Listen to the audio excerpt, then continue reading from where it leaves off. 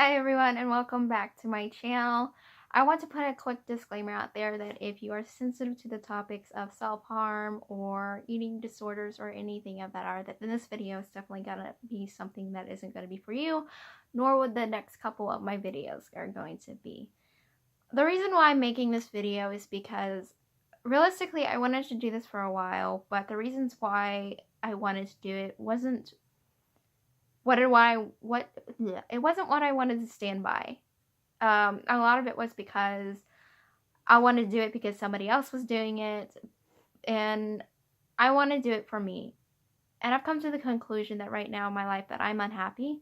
I want change, and for me to do that change, I gotta start with myself. And a lot of that has to do with admitting my faults and things that have happened in my life and to go forth and change that. And one of the things that I haven't talked a lot about and not a lot of people really truly do know about is I struggled a lot, and I do have an undiagnosed eating disorder. I don't know what it is. I'm not going to put a label on myself. All I know is I dropped a ton of weight.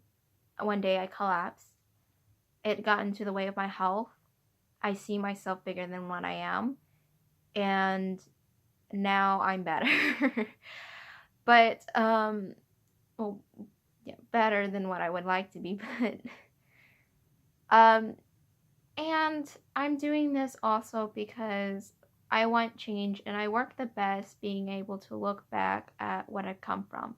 And I don't have like photos of this time. I don't have anything like that. All I have is memories, and I've noticed with me struggling right now and with what had happened is a lot because I don't have anything, and I wanted to make this video so that way I have something so I can really truly remember and be like, okay, this is where I came from and this is what I've done with it. That's great. I want it to feel validated that I've done something instead of looking back at nothing and questioning, was it really worth it all? Did I even make a difference or anything else? Because I'm fully confident in a year from now, whenever I go through and I do change myself and I go through my counseling and everything, that I will be better. And I want to make sure I know that I will be better and that I am better if I'm looking back at this right now, a year from now. So I'm going to be starting off with this whole kind of eating disorder thing, and then in my next videos I'll also be talking about depression and anxiety, those of which I have been diagnosed with, and then other problems that I have. But I just want to also disclaim that if you think I'm an asshole because of an experience we have had, don't look at my videos and think I'm no longer an asshole, because I'm still an asshole. I did what I did. Don't let these disorders or what has happened to me a way to validate it. If you want to sit there and say, well, I'm not an asshole anymore, make sure it's because I'm changing, not, oh, I'm telling my story now, and my story happened around the time I did something that you disagree with, and so now you're doing an understanding. Understanding doesn't mean you have to change your views on what exactly it is your views are on. If you think I'm an asshole, you can still understand my reason behind what I did and still think I'm an asshole. Just so you know. I'm not trying to use this as an excuse. I take responsibility for whatever I've done and everything else. If you have an issue, you can talk to me about it. That's okay. I am working towards changing myself, and that starts a lot with admitting my faults and also understanding that I've also have a lot of issues and I need to work on them. And one of these issues is how I view myself, but it isn't a big one, which is why this is kind of the first one that I'm doing. And I know that a lot of people have also asked me lots of questions because I've just now been starting to speak a little bit about it. And I think a video would also be useful. Like, do you have a question? Well, it's probably in this video. There you go. So without further ado, I guess we can go ahead and get started. Now, I did mention that I do see myself as a little bigger than what I am, and that is true, and it's kind of always been that way. And I didn't notice this until I had a comment made about it during this entire time that I was essentially starving myself. And starving myself was never for my weight. It was never because I didn't think I was skinny. I knew I was skinny. I knew that I was a tiny girl. And it was nothing about that. It wasn't anything about my weight. It wasn't anything about all this, which is probably why I struggled so much with the acknowledgement that I actually do have some form of an eating disorder. Because it wasn't about my weight. It wasn't about me being unhappy with my weight. It was more so about me being unhappy with my current situation that I was in. Nothing else. But eating disorders aren't always triggered by just your body. It can be triggered for the same reasons that I was triggered by. And there's not a lot of information on that just because it just isn't a very popular thing. Not most people who do have an eating disorder, it really is because of how they view themselves or how people view them, and then they get pressure to do something and things like that. For me, it was all about control. So, but for the whole viewing myself bigger, I don't know where I got that from. To be perfectly honest, I don't know when it started. I think a lot of it had to do with just me comparing to my sister, who's also a tiny girl. She's skinnier than me, even now. But but I never really had an issue of it. I never really felt unhappy or anything else. Now I still do, and now sometimes I get unhappy, but that's just because of the things that I went through. If I didn't go through any of the things that I went through, I wouldn't have an issue with me seeing myself bigger than what I am. I think a lot of it just has to do is tie it in with more so of my depression. I don't know if I truly do have body dysmorphia. I think it really truly is just tied with my depression, because I do have clinical depression, and that is something that can happen, is you seeing yourself in a light that isn't exactly true. And I think that's really truly what it's tied to, and not necessarily body dysmorphia. But I might be wrong completely, and I do have it as well. It's just not as severe. I don't know, and I won't know until I get diagnosed, but I am planning on going to counseling here soon, once I get my money in my car and doing that. So we'll know then. And if when I do find out, I'll do an update on that. But as of right now, I don't know what I have when it comes to seeing myself bigger than what I am. I just know that ever since I was little, I did see myself bigger, but I just didn't have a problem with it. And I truly did believe that I was as big as I was. And I didn't realize that I was wrong until people used to talk about how skinny I was. I'm like, I'm skinny? What? Have you not seen my sister? Like, she's skinny. I'm bigger than her. I don't think I'm skinny. And that's not the correct way of thinking. But anyways, how this really truly started was my sophomore year. My freshman year was stressful, but my sophomore year was something else entirely. I was frustrated my sophomore year because I had no control. At least I felt like I had no control. I didn't have control over my boyfriend at the time going to Waco to a behavioral institute. I didn't have control over the fact that he was cheating on me. I didn't have control over how people viewed me. I didn't have control over people who thought I was stupid because I failed a semester of a class the previous year. I didn't have control over all these different things, and I've always relied a lot on what people thought of me. I depend a lot on other people, in all honesty. I like to try and say I'm this independent person and I don't care what people think about me, but truthfully, I really do. I'm really good about not acknowledging it. I say this as I acknowledge it. But I really do care what people think about me. And I always have been. Ever since I was little, I would cry if somebody wasn't my friend.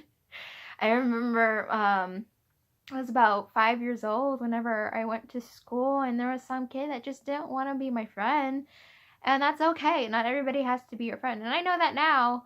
But as a kid, I struggle with that a lot. And sometimes I still do struggle with it. But I stressed a lot over high school over this because I just wanted to be liked. I wanted to be loved. I wanted people to be my friends. And it really did frustrate me whenever it didn't happen, whenever people didn't like me.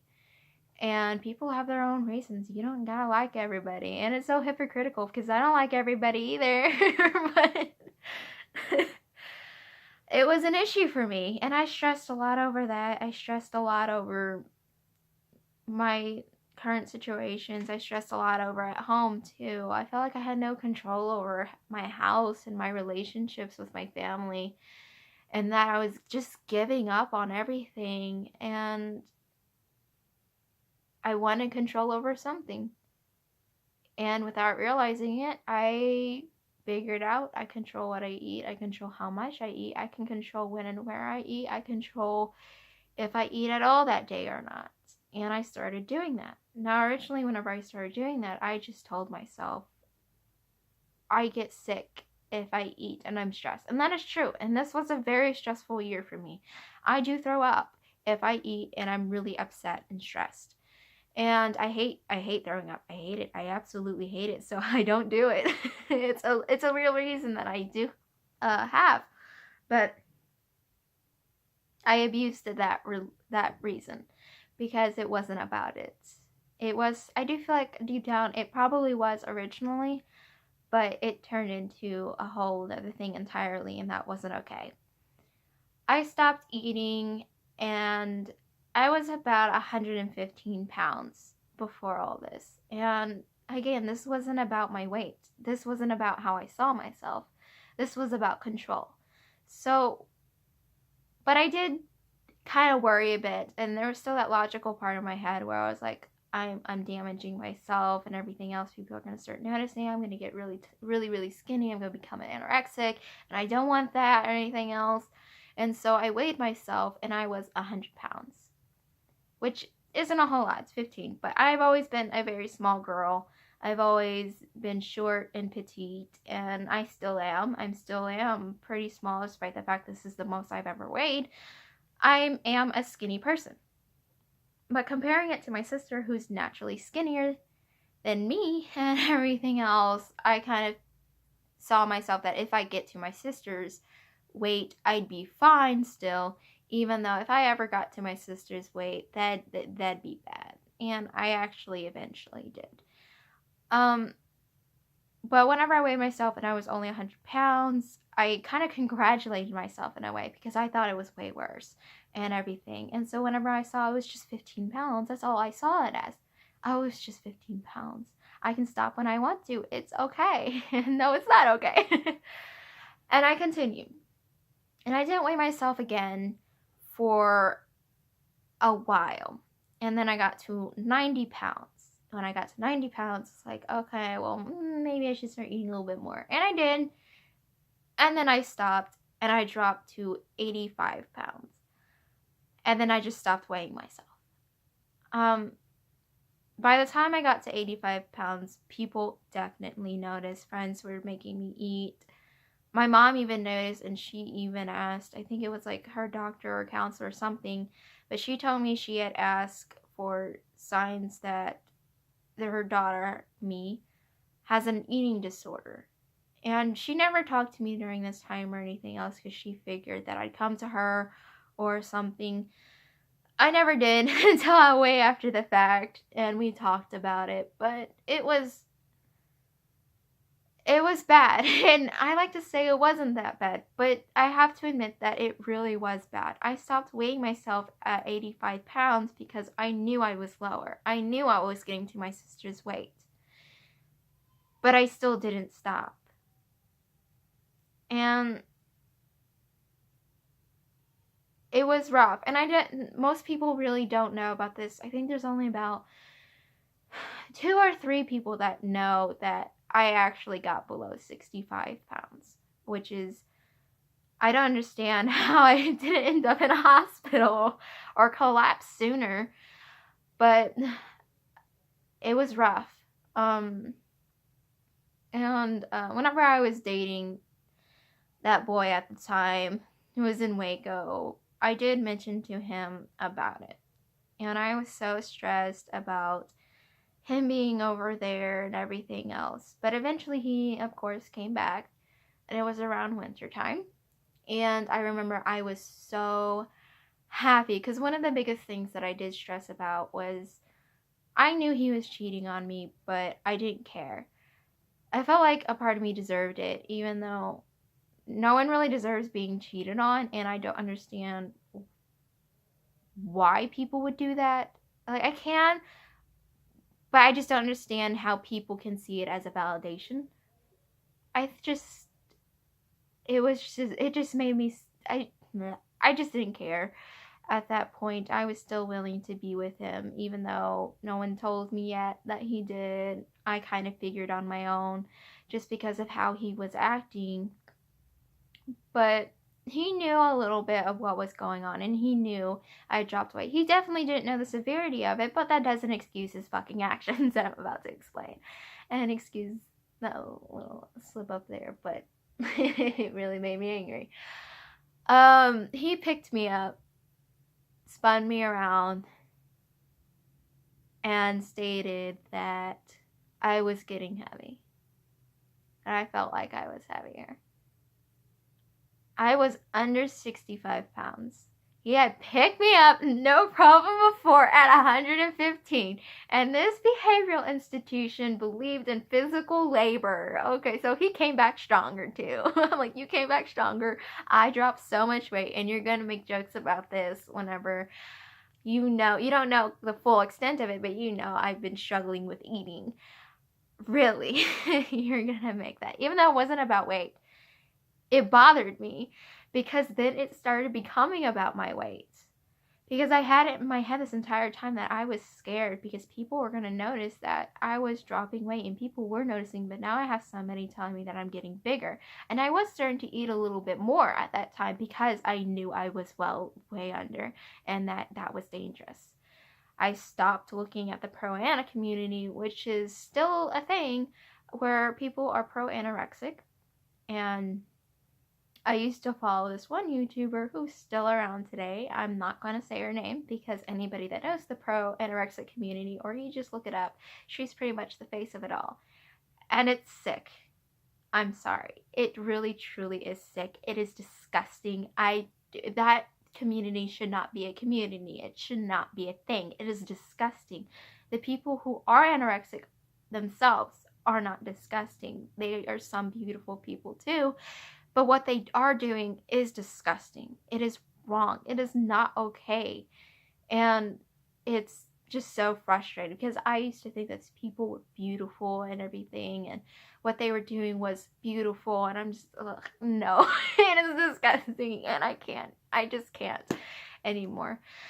But he made that comment, and then I stopped eating for that day. But then I went back to eating, and I was still eating more because I started realizing that it was a problem, and a lot of friends were essentially threatening their relationships with me if I wasn't eating anymore. And I fully back by what they did. Thank you.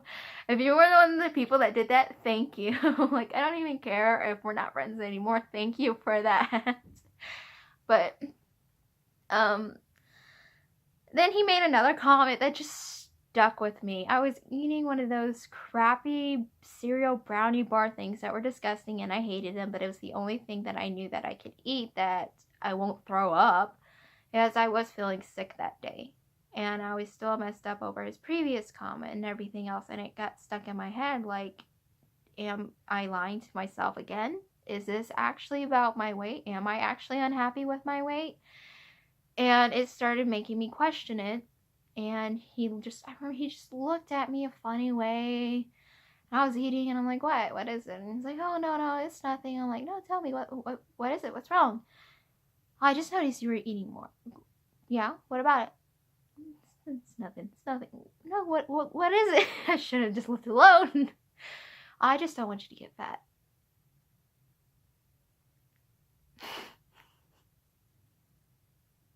That still messes me up. I'm going to be honest. It really does. Oh my God. I went to the bathroom and I actually did puke. And I didn't eat for the rest of the day or the next day. It's because that I was having all these issues, and those comments made me question everything. After that, and even still now, I actually do kind of worry about my weight.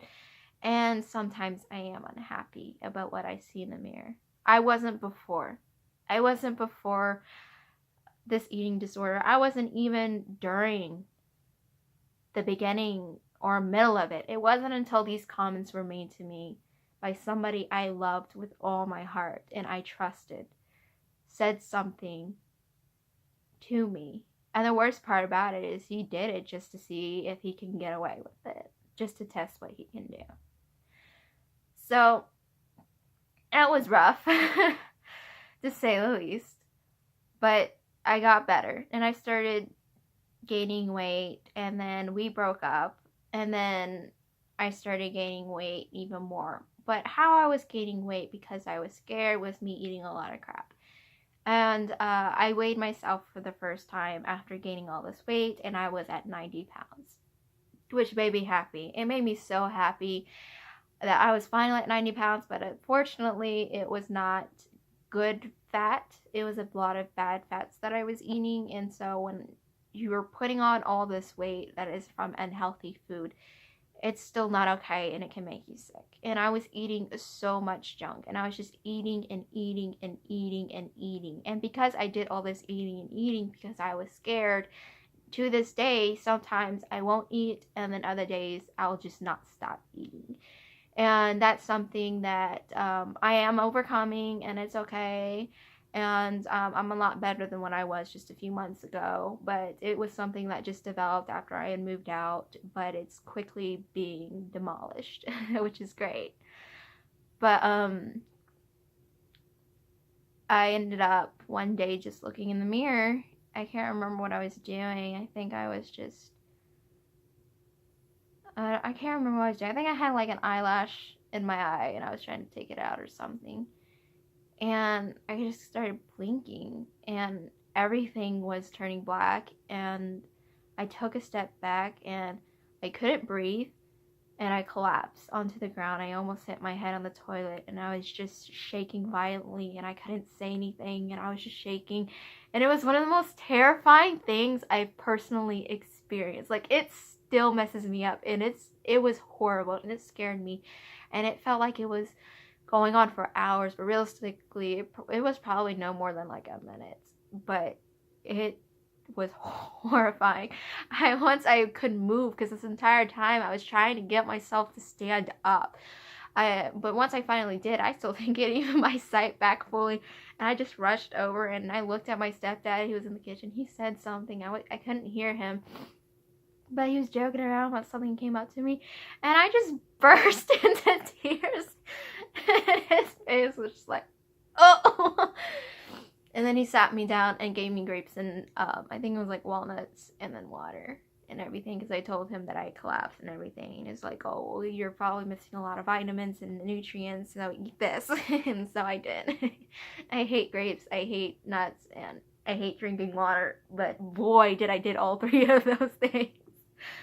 And then after that, it scared me so bad that up until I moved out, I stopped. I completely stopped. The only thing that was different that I started doing was just seeing myself bigger. And sometimes I had a problem with it. Sometimes I was unhappy with it. But at the end of the day, I just reminded myself, like, do I really want to go back to that? No, I do not. And so it helps.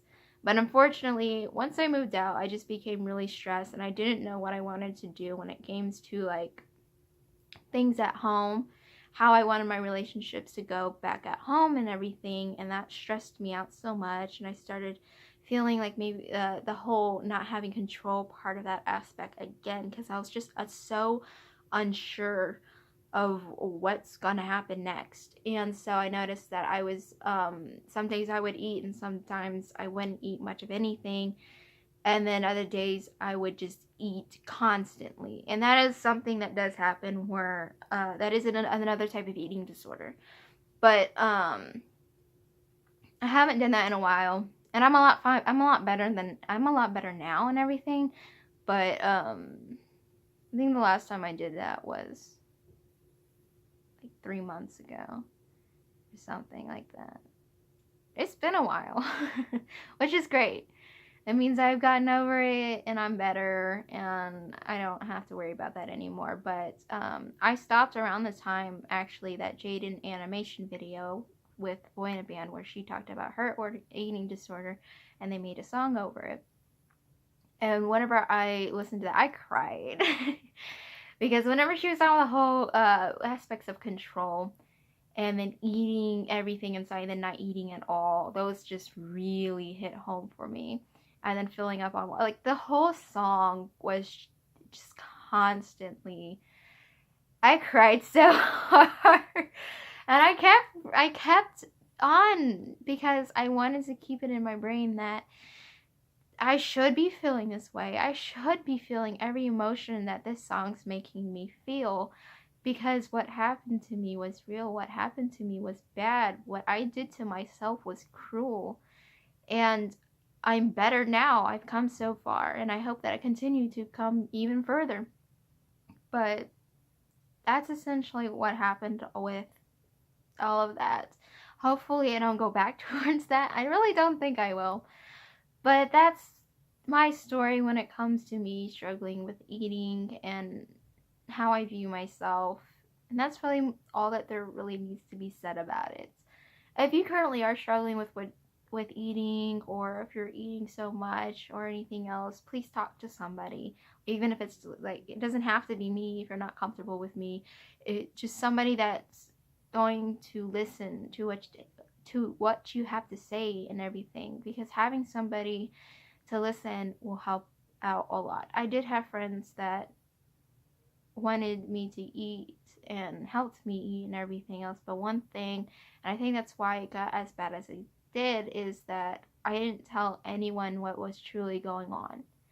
I didn't give a voice because I didn't feel like anybody at the time would listen, would truly understand, would give me the help that I needed. And so I chose to stay silent and just suffer. And that's not okay. And if you're suffering for anything, then you need to speak up about it. You need to talk about it, because it's going to help you. We as living beings want to continue to live. And if there's anything that is jeopardizing it, then we need help, because that's not okay. So if you take away from this, just reach out and get help. And if you notice something's going on and you truly care about this person, let them know that they have somebody they can talk to and rely on for whatever it is that's going on in their life. But thank you guys for watching and everything else. If I knew you in real life and you want to message me about anything that I've discussed, you're free to do so. But bye. Until next time, I will be doing a video on my clinical depression and social anxiety, which is going to be fun. Not really, but stressful. But that's what I'm going to be doing next. If you have any other type of video suggestions, let me know, and I will maybe make them. I haven't decided, depending on what it is. If it's something that is, some of y'all are trolls. I know some people, my friends, list are going to do something dumb, and I don't like y'all. I'm joking.